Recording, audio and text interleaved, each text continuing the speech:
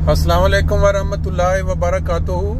दोस्तों 15 फरवरी 2024 और हम इस वक्त महवे सफ़र हैं ग्रोसगेराओ से फ्रैंकफर्ट की तरफ। तो अभी चंद मिनट पहले मेरी नज़र से एक वीडियो गुजरी जो पाकिस्तान के अंदर अहमदियों के साथ सलूक रवा रखा जा रहा है। वहाँ के जितने अदारे हैं, जितनी उनकी मशीनरी है, हुकूमती अदारों के जो लीडरान हैं या मजहबी जमातों के जो लीडरान हैं, वो इस तरह का जुल्म हर दूसरे दिन हर तीसरे दिन देखते हुए, जानते हुए कि ये जुल्म हुआ है, खामोश रहते हैं, बिल्कुल कोई लाभकुशाई नहीं करता। और सबसे जो ज्यादा घिनौना जुर्म है वो ये है कि ये जितने टीवी चैनल्स हैं, जितने सोशल मीडिया के जो मुतलका, वहां पे खामोशी बहुत चंद कभी कभी बाज़ प्रोग्रामों में हम देखते हैं कि वहाँ जिक्र होता है कि ये देखें ये इंसानियत सोच सलूक जो है ये ठीक नहीं है।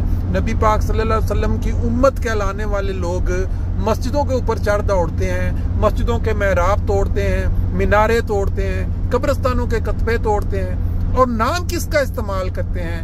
नबी पाक सल्लल्लाहु अलैहि वसल्लम का जो रहमतुल आलमीन बना के भेजे गए थे। सबसे ज्यादा दुख इस बात पे होता है कि हमारे प्यारे नबी का नाम वहां बदनाम करते हैं। अगर कोई यहूदी करे, कोई ईसाई करे, कोई हिंदू करे तो चलो फिर भी बात समझ में आती है कि उनको तो कोई सरोकार नहीं है नबी पाक सल्लल्लाहु अलैहि वसल्लम की हुर्मत से।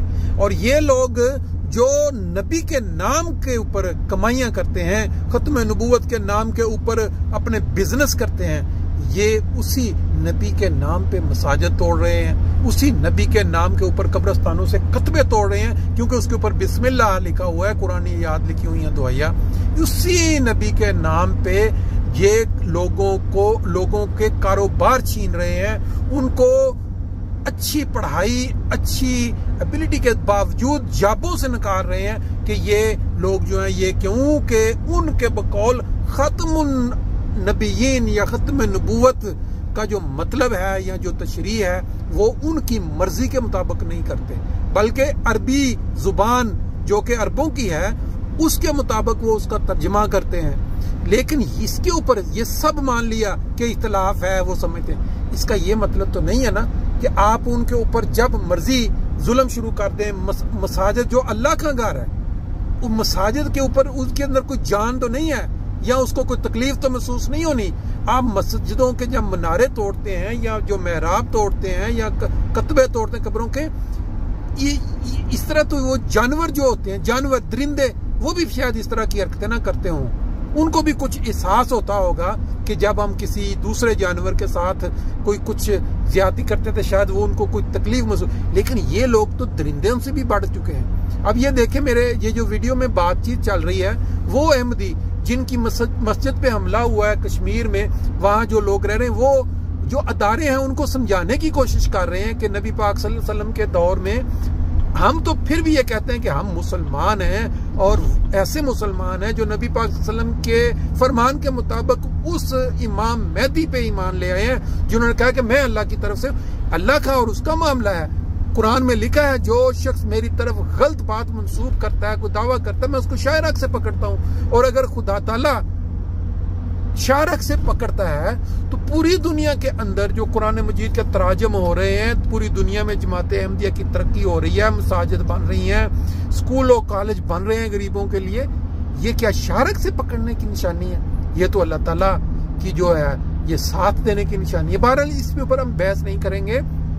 बात ये हो रही है वो लोग जो थोड़ी बहुत फहम रखते हैं, अकल रखते हैं, ये गुफ्तगू जरा सुने जिसमें वो अहमदी जो वहम डरे हुए हैं, सहमे हुए हैं इस हमले की वजह से, वो क्या कह रहे हैं। वो कह रहे हैं कि अगर गवर्नमेंट हमें तहफ़्फ़ुज़ नहीं दे सकती, ये अदारे कह दें कि हम नहीं आपकी हिफाजत कर सकते हैं, आप अपनी हिफाजत खुद कर लें आप मसाजिद के, तो फिर आप देखेंगे किस तरह जमात अहमदिया जो है वो अपनी हिफाजत करना जानती है। बहरहाल ये गुफ्तगू बड़ी मानी रखती है आज के दौर में कि इतना कुछ होने के बावजूद यहाँ पे जुल्म और मतलब अक्सरियत के साथ वहां भी वो जिगरा रखते हैं कि हम मस्जिदों की हिफाजत कर सकते हैं। अगर अदारे कानूनी तौर पर हमें इजाजत दे दें कि हम आपकी हिफाजत नहीं कर सकते, आप अपनी हिफाजत खुद करें, तो फिर देखें कि किस तरह अहमदी लोग अपनी हिफाजत करते हैं या मसाजिद की हिफाजत करते हैं। सुने और फिर अपने कमेंट से नवाजें। सल्लल्लाहु अलैहि वसल्लम ने मस्जिद नबी में यहूदियों और कुफार को भी इजाज़त दिया मस्जिद के अंदर आने की।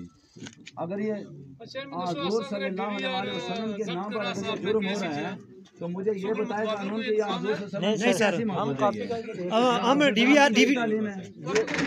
आप देखोगे कानून के कितने अफसान नहीं है सर। हर बंदा एक बासियत मुसलमान इस चीज का अंदाजा लगा सकता है कि अगर कानून किसी भी कानून सर बंदा बुलाया हुआ है, हमने खुद नहीं कर रहे। इस तरह हरासा किया जाए, क्या किसी गैरतमंद बंदे की चीज गैरत बर्दाश्त कर सकती है? ये आज सुबह 10 बजे के टाइम ये वाक़या, सुबह 10 बजे के टाइम ये वाक़या है। 10 बजे तक अभी तक देखो जो उनके जो पुष्ट बनाई कर रहे हैं सब अपने घरों में आराम से बैठे सो रहे हैं, तमाशा दे। हमारे बंदे कुछ अस्पतालों में मर रहे हैं, कुछ खातिन घरों में, और उनको मार के सड़कों पे उनको हॉस्पिटल भी नहीं ले जाया जा रहा है। कानून यहाँ लिख कर दे जाना कि अगर आपके साथ ऐसा मामला हो तो नेक्स्ट टाइम आप अपना दिफा करें, चाहे जैसे भी करें। फिर जमात अहमदिया भी बता देगी कि वो दिफा अपना करना जानती है या नहीं जानती है। हम सिर्फ कानून का एहतराम करते हैं और ना हम हुज़ूर सल्लल्लाहु अलैहि वसल्लम की तालीम को रद्द करना चाहते हैं कि हमें हुज़ूर सल्लल्लाहु अलैहि वसल्लम ने ये तालीम नहीं दी है किसी भी सूरत में।